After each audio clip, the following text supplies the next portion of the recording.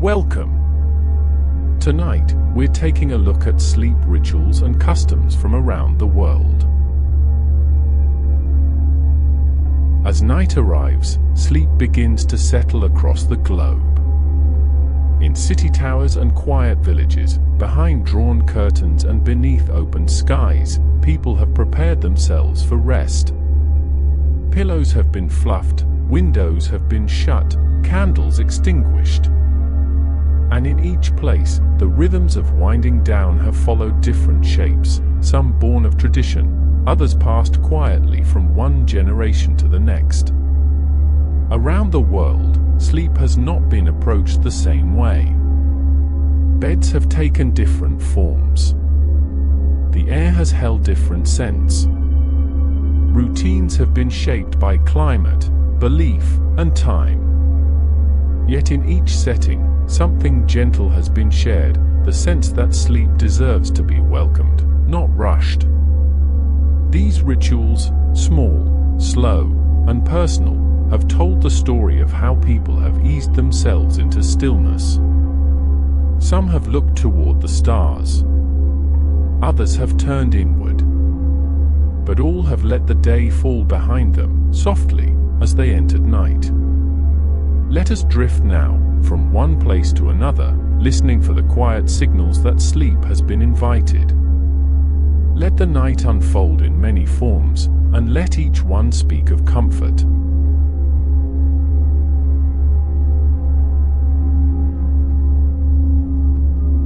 In Japan, the arrival of night has long been marked by simplicity and ritual. The spaces in which people sleep have often been kept spare, not from lack, but from intention. Floors have been swept. Tatami mats have been laid flat and bare. And when the day has ended, futons have been taken from closets and rolled carefully onto the floor, unfolded with quiet precision, arranged with respect. The futon itself has not been made elaborate. A thin, soft mattress, a cotton-filled blanket, a pillow filled with buckwheat husks. These elements have been enough. Comfort has not come from excess, but from order. At the end of the night, the bedding has been folded once again and put away. The space has returned to itself. Before sleep, baths have been taken. Not rushed or functional, but slow, warm, and still. In the Ofro, the water has been steeped in quiet. Steam has risen. Muscles have loosened. The day has been rinsed away, not only from the skin but from the thoughts. And afterward, skin still warm, soft pajamas have been worn. Lights have been dimmed. Tea, sometimes barley or herbal, has been sipped. Phones have remained untouched. Screens darkened. A stillness has entered the room before the body even met the floor. In some families, the room has been shared. Parents and children have slept side by side, lined neatly in a row. The idea has not been one of crowding, but of closeness. Sleep, in this context, has not needed to be isolated. It has been communal, trusted, and safe. Outside, the sound of rain might have been heard, or the soft rustle of wind through bamboo. Inside, no noise has been necessary. The air has remained calm. The scent of tatami, dry straw and sun has filled the space. In cities, modern beds have been adopted. Screens have made their way into bedrooms. But the values of rest and ritual have remained. Sleep has still been approached with care.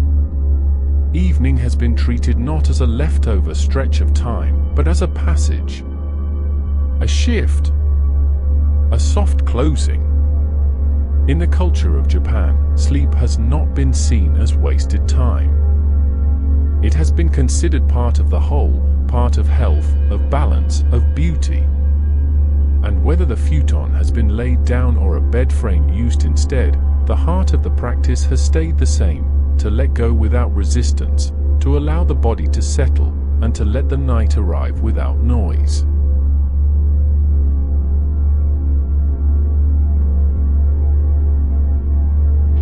In India, the approach to sleep has often followed the rhythms of nature, guided by practices passed down through centuries. The body has not been rushed into rest. Instead, it has been prepared, both physically and spiritually, for stillness. The traditions of Ayurveda, the ancient system of life balance, have shaped many nighttime routines, offering calm through warmth, scent, and intention. Evening has often begun with a meal, simple, warm, and nourishing. Heavy foods have been avoided. Spices like turmeric and cumin have been used not only for flavor, but for the comfort they bring to the body at rest. Afterward, the home has settled into a slower rhythm. Lights have been dimmed. Conversations have softened. And a sense of quiet has returned to the air. Before bed, oil has often been warmed and applied to the skin. This abhyanga, a slow massage using sesame or coconut oil, has been believed to calm the nervous system and quiet the mind. The oil has been rubbed gently into the scalp, the hands, the soles of the feet. Tension has been coaxed away. Muscles have been softened. It has been an act of care, done without hurry. Foot washing, too, has held a special place. A basin of warm water has been prepared. The dust of the day has been rinsed away.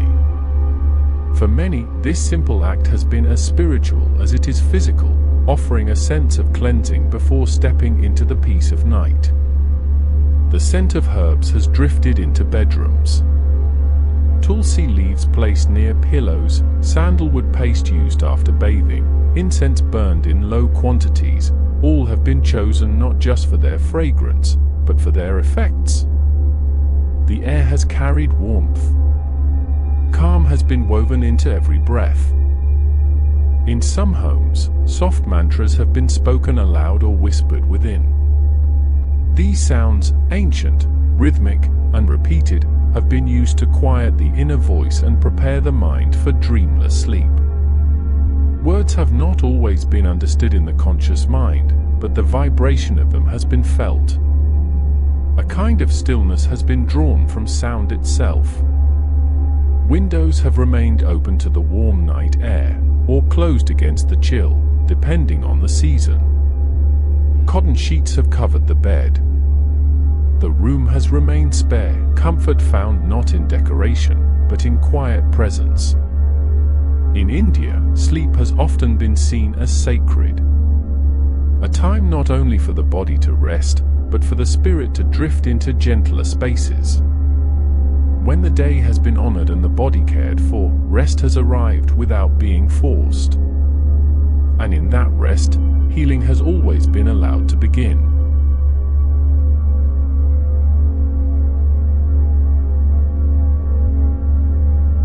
In the northern regions of Scandinavia, where long winters stretch across the calendar and sunlight fades early from the sky, the rituals of sleep have been shaped by cold, by quiet, and by the desire for warmth.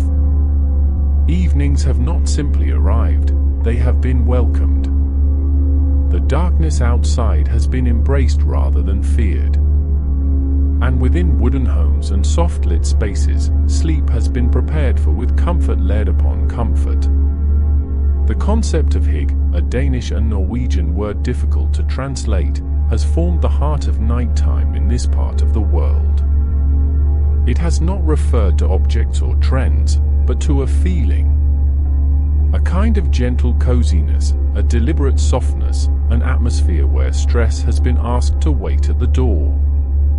And within this feeling, the space for sleep has been carefully made. Woolen socks have been pulled on.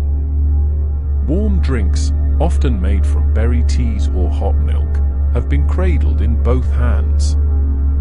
Lamps have cast their glow not from the ceiling, but from low corners, shaded and golden, like candlelight. The air has often carried the scent of baked bread, cedarwood, or slow-burning wax. And through windows frosted from the outside, snow has been watched in silence as it drifted downward. Bedrooms have remained simple, but not sparse. Duvets, thick, heavy, and feather-filled, have been laid out neatly. Extra blankets have been folded at the foot of the bed, chosen as much for weight as for warmth. In colder months, bed linens have been worn beside stoves or radiators before sleep. And curtains have been drawn tight to keep the room dim and insulated against the frozen stillness outside. Before sleep, saunas have been visited in some homes, a tradition shared by many across Sweden and Finland. The body has been enveloped in dry, radiant heat, and then cooled by fresh air or a short shower. Skin has been cleansed, circulation eased, muscles relaxed, and afterward, sleep has been welcomed like a slow descent, steady and deep. In this part of the world, where night arrives early and stays long, rest has not been rushed. The body has been allowed to follow the rhythm of the dark. Screens have been set aside. Conversations quieted. Sometimes a book has been read aloud in low voice, or soft music played from a nearby speaker. Nothing loud. Nothing fast. Sleep has been seen not as an interruption of life, but as part of it, essential, restorative, kind.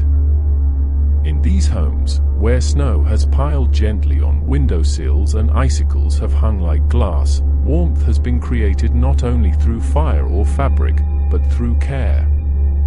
And beneath it all, rest has been allowed to arrive slowly, wrapped in layers, cradled by tradition, and protected by silence.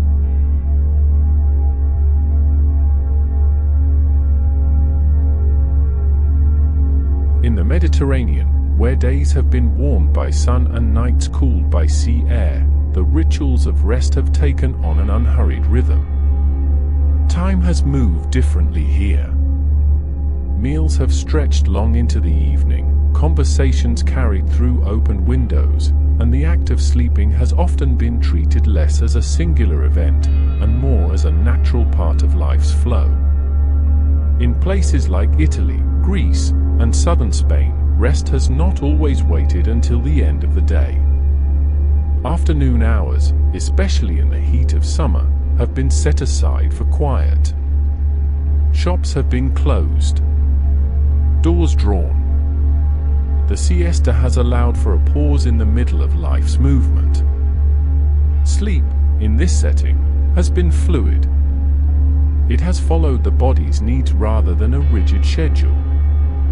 As the sun has dipped low, meals have been shared in open courtyards or on balconies overlooking narrow streets. Laughter has drifted through the air. Olive oil, fresh bread, wine, and citrus have filled tables, and the day has ended not with silence, but with warmth. And when the meal has ended, the pace has slowed. Lights have softened. Music has quieted. Bedrooms in this region have not needed to be heavily adorned. Whitewashed walls have reflected what little light remained. Stone floors have kept the heat at bay. Beds have been covered in linen sheets, cool to the touch, and woven with breathability in mind. Windows have been left open just enough to let the evening breeze pass through. Insect screens and shuttered panels have allowed the room to breathe without interruption. In many homes, the act of preparing for sleep has not been solitary. Children, parents, and grandparents have sometimes lived together beneath one roof. Bedtimes have overlapped. Goodnights have been exchanged in multiple voices. And the last sounds heard before sleep have often been familiar ones, a whispered story, a soft laugh from the next room, or the echo of a distant guitar. A warm drink, perhaps chamomile tea or milk with honey, may have been sipped in the final moments before bed. Baths have been simple, often cool in summer and warm in winter.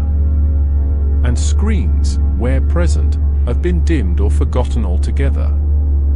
The space has been left quiet, but never sterile.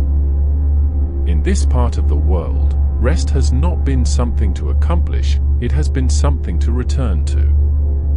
It has been woven into the fabric of daily life, not kept apart. And when the body has been ready, the bed has waited, soft, cool, and surrounded by air touched with salt and thyme. Here, sleep has arrived not as an escape, but as a gentle continuation of the day's rhythm, slowed into stillness.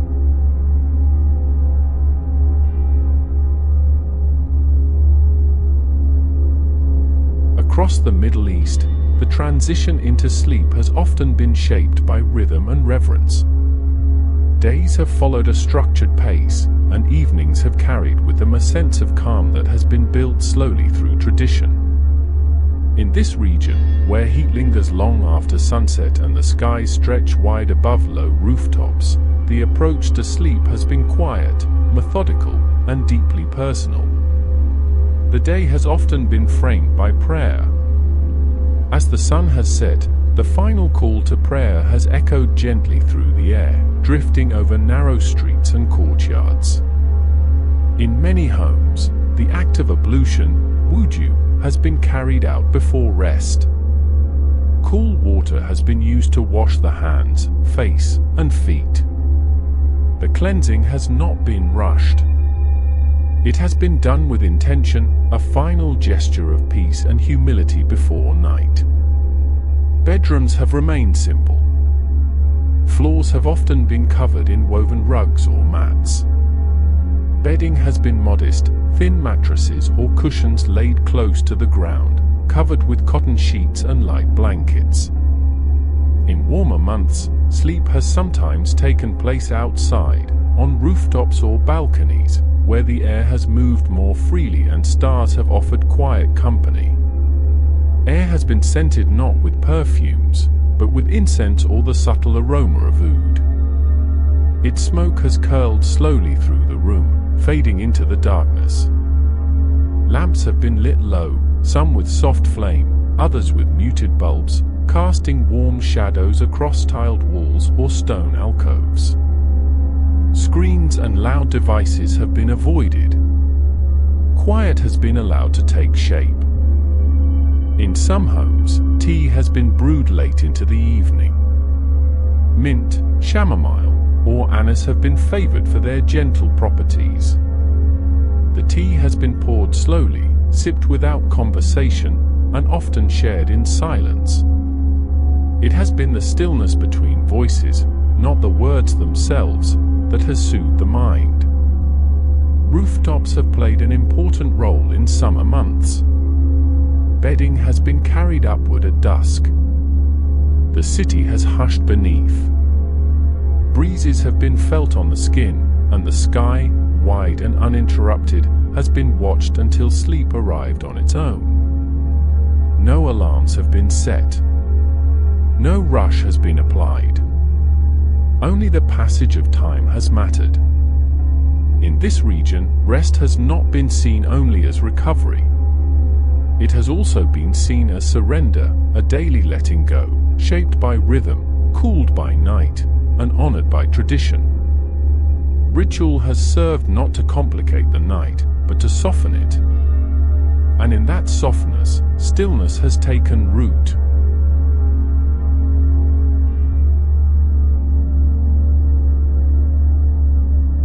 Across the vast and varied landscapes of Africa, sleep has often been embraced not behind walls, but beneath open skies. In rural areas and close-knit villages, the night has been met with quiet acceptance and deep connection to the natural world. Stars have appeared in great numbers, unfiltered by city lights, and the sounds of distant animals, wind through tall grass, or the slow hum of insects have become the background to rest. In many communities, beds have not always been enclosed by rooms.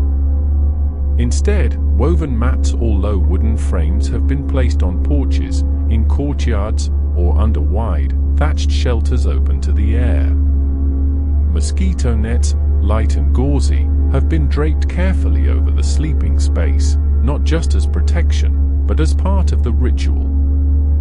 Their presence has added a sense of enclosure, gentle and transparent, like sleeping inside a cloud. Evenings have been shared. Stories have been told around low fires, passed from elders to children in slow, rhythmic voice. These tales have not always sought excitement. Some have simply explained the stars. Others have remembered ancestors or described the ways of animals. And as the embers have dimmed, silence has returned, soft, full, and respected. The beds themselves have reflected the resources of the land. Straw-filled mattresses, hand-woven blankets, or sheets dyed with natural pigments have offered comfort suited to climate and season. Sleep has not been delayed by excess preparation, but invited through familiarity. The body has relaxed as the air cooled. The mind has quieted as the world around it slowed. In many places, rest has been communal. Entire families have slept in the same space, close together. Children have curled beside parents. Siblings have shared coverings. The warmth of proximity has offered reassurance through the night, especially where temperatures dropped or wildlife stirred nearby. This closeness has not been seen as limiting, but as grounding. In urban centers, more modern practices have emerged: pillows, fans, boxed mattresses, and phones with alarms. Yet even there, the customs of rest have retained echoes of older patterns, a preference for cool air, the use of natural fabrics, and the calming effect of evening conversation shared in person, without distraction. Sleep in Africa has been shaped by openness, to the land, to sound, and to shared experience. It has arrived not through rigid timing or strict routine, but through relationship, to family, to nature, to rhythm. The stars have remained visible through much of the night, and with them, a sense that rest is part of something larger. And beneath those stars, sleep has settled in, quiet and unafraid.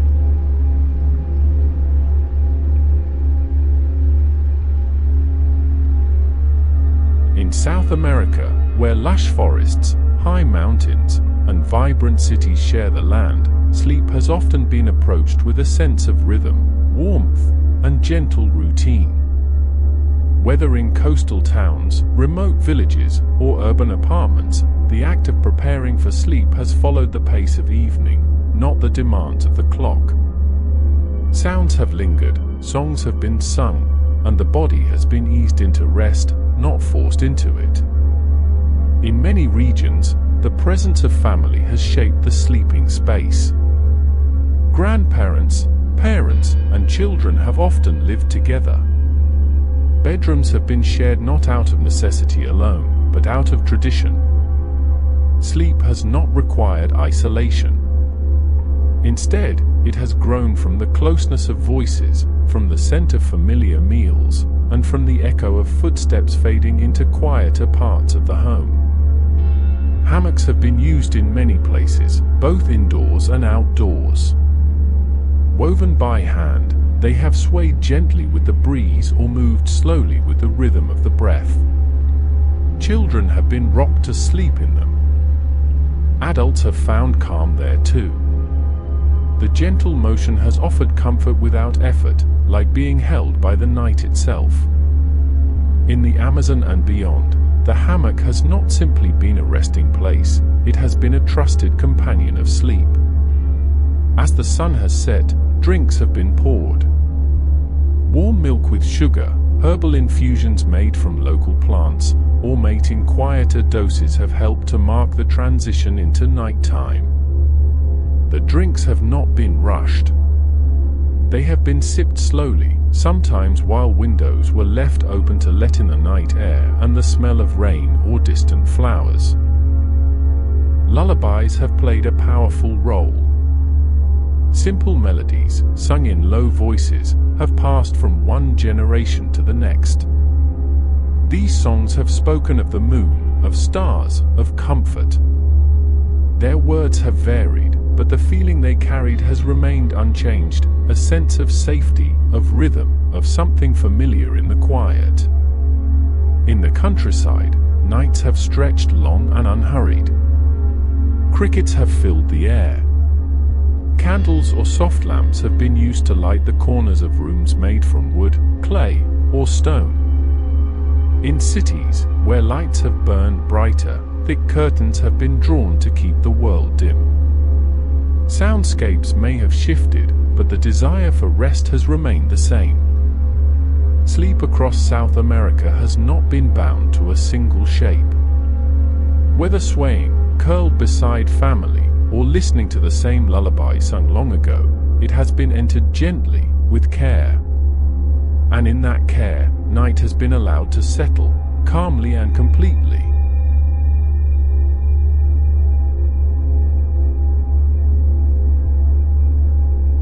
Among indigenous communities across the world, sleep has not simply been regarded as a physical necessity, but as a passage, a return to the inner world, to ancestors, to balance with nature and spirit.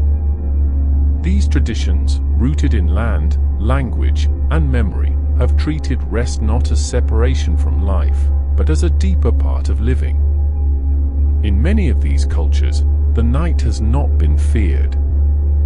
It has been listened to. Beds have often taken many forms. Woven mats, hides laid over earthen floors, or layered blankets in shared spaces have served as places of rest. Sometimes sleep has taken place beneath the stars, other times beside a hearth where embers still glowed from the evening fire. In every case, the space has been shaped with care. Not for show, but for harmony. Ceremony has sometimes preceded rest. In certain communities, dreams have been considered sacred, messages from guides or reflections of spiritual state. Stories of dreams have been shared at dawn, not dismissed, but examined with attention. To prepare for such dreaming, sleep has been approached gently. Smoke from burning sage, cedar, or sweetgrass has been allowed to drift through the space, purifying the air and mind. Words of intention may have been spoken, not loudly, but with meaning. The sleeping environment has often reflected the rhythms of the land. In colder climates, furs and thick textiles have held in warmth. In tropical or temperate regions, woven walls and open doorways have let air move freely. The lullaby of crickets, owls, or distant rivers has not been blocked out, but welcomed. Nature has not been separated from rest, it has been included in it. Children have been rocked, sung to, or simply held. Songs in native tongues have carried the weight of generations. The melodies have not needed to be grand. They have often repeated the same gentle phrases, reminding the young that they are safe, watched over, and part of a larger story. In many indigenous traditions, sleep has also been collective. Family members, and even entire community groups, have rested in close proximity. Protection and comfort have gone hand in hand. Trust in those nearby has made deeper rest possible. Silence, when present, has not felt empty. It has been full of presence, of spirit, of the breath of the earth. And in that silence, the night has been allowed to unfold slowly, like smoke curling upward in the dark. In indigenous lifeways, rest has not been passive. It has been honored. And in honoring it, balance has been restored, not just to the body, but to the spirit that moves quietly within it.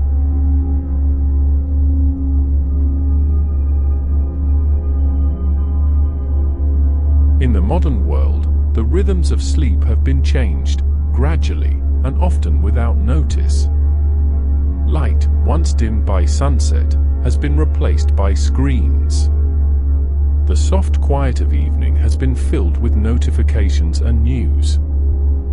And while the world has never been more connected, the simple rituals that once signaled the arrival of night have often been lost or hurried past. Rooms now glow with cold light long after dusk. Laptops are shut just minutes before bed. Phones are held close to the face, their brightness cutting through the darkness. And though the body still seeks rest, the mind is pulled elsewhere, scrolling, refreshing, waiting. The boundary between day and night has grown faint. Beds, once places of stillness, are now often surrounded by sound and signal. Sleep has been delayed in favor of one more episode, one more message, one more task. And yet, despite the tools designed to make life easier, rest has become harder to reach. Minds remain alert. Bodies forget how to slow. In response, new rituals have begun to take shape. Sleep apps guide the breath. Gentle sounds are played through headphones. Devices are programmed to dim their light. Meditation, long practiced in quieter cultures, is now rediscovered by those who seek peace in the digital age. Even bedtime stories, once read to children, are now offered to adults, spoken slowly, over soft ambient music. The rediscovery has not happened all at once. But it has begun. Books have returned to nightstands. Tea has replaced caffeine. Screens are turned over or turned off. In some homes, wind-down routines have been revived, not out of tradition, but out of need. Evening walks are taken. Lights are dimmed. Baths are drawn, not just for cleansing, but for quiet. Across cities and towns, a new kind of ritual is forming, one that blends the old with the new. Weighted blankets provide calm. Aromatherapy diffusers spread lavender or cedar into the air. Sleep masks and blackout curtains close off the outside world. And though the tools may be modern, the intent is timeless, to mark the day's end with care. Even silence, once taken for granted, has become something rare and sought after. Noise-cancelling machines hum softly. Bedrooms are arranged to face away from streetlights. Earplugs rest beside pillows. The quiet, when found, is no longer empty, it is healing. In this modern world, where rest is often postponed or overlooked, the value of sleep has not been forgotten. It is being remembered, one evening at a time. And through these small, intentional acts, the ancient rhythm of rest is slowly being reclaimed. Night has not changed. It still waits, gently. And now, more than ever, it is being invited back in.